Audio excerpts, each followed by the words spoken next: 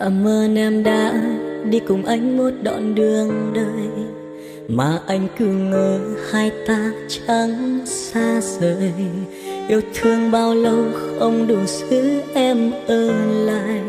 Người hãy nói đi anh đang làm gì sai. Anh vẫn chưa thể tin điều đó là sự thật, để anh phải quên đi người anh từng yêu nhất. Em cứ hờn trách đổ lỗi anh vô tâm, để rồi lại bước bên ai trong âm thầm. Sao em lại muốn lặng yên buông tay rời xa, để anh gục ngã trong bao nhiêu xót xa. Nhưng hạnh phúc tổn thương hai ta cùng nhau trải qua, giờ phải xem nhau như người lạ thoáng qua.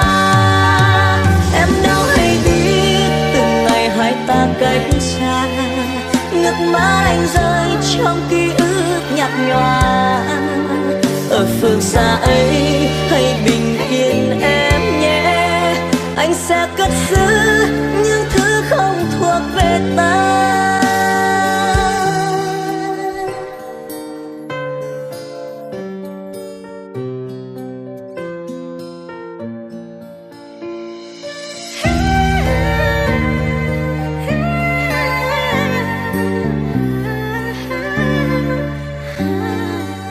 Anh vẫn chưa thể tin điều đó là sự thật, để anh phải quên đi người anh từng yêu nhất.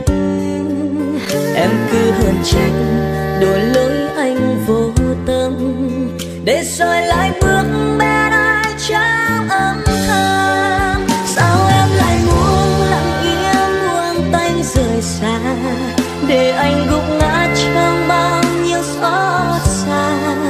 Nhưng hạnh phúc tổn thương hai ta cùng nhau trải qua, giờ phải xem nhau như người lạ thoáng qua.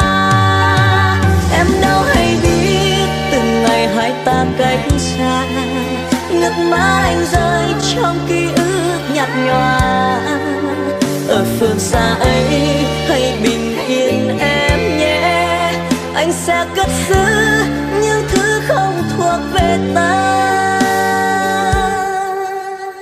Sao em lại muốn lặng yên buông tay rời xa, để anh gục ngã trong bao nhiêu xót xa. Nhưng hạnh phúc tổn thương hai ta cùng nhau trải qua, giờ phải xem nhau như người